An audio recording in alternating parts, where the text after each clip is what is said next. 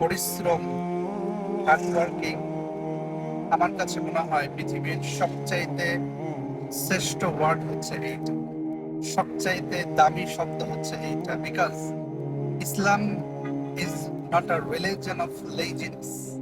ইসলাম সবসময় অলসতাকে নো বলে। Islam teaches us to be active, responsible and hardworking in every aspect of life. সারাদিন শুধু YouTube, TikTok, Instagram, Facebook video scroll করা বাদ দিয়ে দাও। জীবনকে যদি সুন্দর করতে চাও, জীবনকে যদি সাজাইতে চাও, তাহলে পরিশ্রমের কোনো বিকল্প নেই। ইভেন প্রফেট মুহাম্মদ সাল্লাল্লাহু আলাইহি ওয়াসাল্লাম লাভড হার্ড ওয়ার্কিং পিপল।